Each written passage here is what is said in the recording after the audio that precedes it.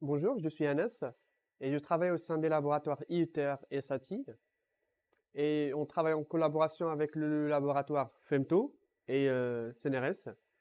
Donc aujourd'hui, je vais vous présenter mes travaux de recherche qui est autour d'une semelle auto-alimentée par un panneau solaire pour surveiller la pression plantaire. Cette étude-là, elle était présentée lors de la conférence Eurosensors à l'Italie. Donc je vais commencer par un contexte général. Donc notre objectif, c'est de développer une semelle pour surveiller la pression plantaire. Donc ce système-là, il a pour but d'améliorer les performances des sportifs, suivre le protocole de réhabilitation des patients et aussi prévenir les blessures. Donc il existe quelques systèmes tels que les semelles commerciales. Donc il y a Novell, il y a TechScan et il y a Moticon aussi. Donc ces systèmes-là, ils sont comme limitation le prix, la répétabilité, l'hystérésis et aussi la consommation d'énergie. Il existe aussi des études scientifiques, par exemple Charlone en 2018 et Defasio en 2021. Mais ces études-là, ils présentent des limitations au niveau de la répétabilité, l'hystérésis et la plage de la pression et quelques problèmes au niveau de la robustesse mécanique. Donc l'objectif de cette étude est de développer une semelle encapsulée. Cette semelle-là, il sera connectée à une carte électronique et il sera aussi alimenté par un panneau solaire flexible. Donc les données collectées seront transmises par Bluetooth Low Energy et ces données-là, ils seront traitées par un modèle viscoélastique. Après, c'est pour surveiller la distribution de la pression plantaire. Donc, pour notre étude, le choix du matériau, il était un matériau piézorésistif. Donc, on a choisi ce matériau parce qu'il est flexible, pas cher et il est fiable pour surveiller la pression plantaire. Donc, le principe de fonctionnement de ce matériau-là, c'est comme suit. Quand on applique une pression ou bien une contrainte mécanique, donc comme on voit dans la figure, donc ici, dès qu'on applique une pression mécanique, donc la distance entre les particules diminue, donc la résistance diminue elle-même. Donc aussi, il existe deux types de structures. Donc il y a les structures à point unique. Donc ces structures-là, elle est utilisée pour des surfaces petites. Et aussi, il y a la structure matricielle.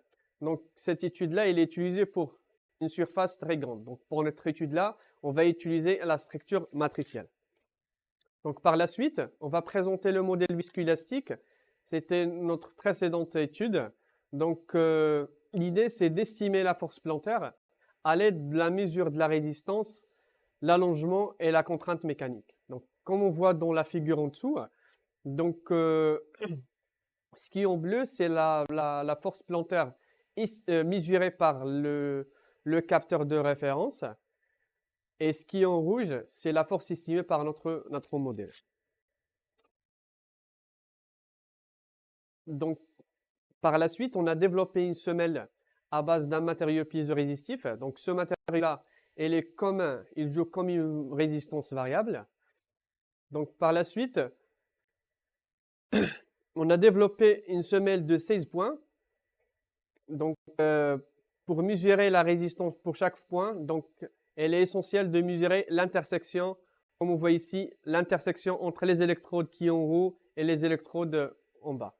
Cette semelle-là, il sera connecté à une carte électronique et cette carte-là, il sera alimentée par un panneau solaire avec ces informations ici. Par la suite, on présente le système de la semelle et aussi le diagramme électrique pour mesurer la résistance. Donc, pour mesurer la résistance dans ce cas-là, on va utiliser des ports GPIO et des ports analogiques. Donc, à travers ou bien en utilisant un port diviseur de tension. Donc, dans ce cas-là, on va utiliser, dans ce cas-là, les GPIO ne sont pas alimentés tout le temps, donc c'est juste le temps d'interrogation pour mesurer les résistances. Donc, cette section-là, il présente les résultats de la consommation d'énergie. Donc, à partir de la figure, en fait, il illustre le courant et le tension en fonction du temps. Donc, et pour le temps d'échantillonnage, on a choisi 10 Hz. Et à partir de la figure et de cette relation-là, en fait, on a trouvé que la consommation de tout le système, c'est 62,8 milliwatts. Par la suite, on va mesurer la consommation de la semelle toute seule. Donc, à l'aide de l'oscilloscope, on a visualisé tous les points de la semelle, donc à partir des ports analogiques. Donc, on voit que pour les ports GPIO, sont alimentés juste 12 millisecondes pour chaque 100 millisecondes. Donc, à partir de la figure et de la relation,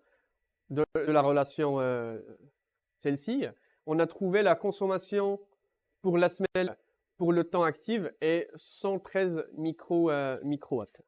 Donc, cette section-là, il présente l'estimation de la force plantaire en utilisant le modèle viscoélastique comme on a expliqué tout à l'heure. Donc, la figure, il présente une comparaison entre le système de Velostar, le système de matériaux piezo-résistifs et de plateformes. Donc, comme on voit dans la vidéo, le sujet, le moment, il appuie sur la première plateforme. Donc, c'est la courbe en rouge. Et dès qu'il appuie sur la deuxième plateforme de force, c'est la courbe en jaune. Donc, on voit bien dans la figure que notre système, il arrive bien à estimer la force plantaire. En conclusion, on a développé une semelle encapsulée de 16 points. Cette semelle-là, elle est connectée à une carte électronique et cette carte-là, elle est alimentée par un panneau solaire flexible.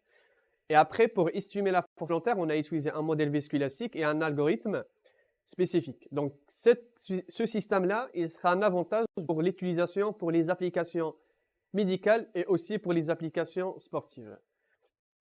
Par la suite, pour les perspectives, on opte à monitorer les mouvements des sportifs professionnels durant les séances d'entraînement et aussi utiliser un microcontrôleur ultra low energy.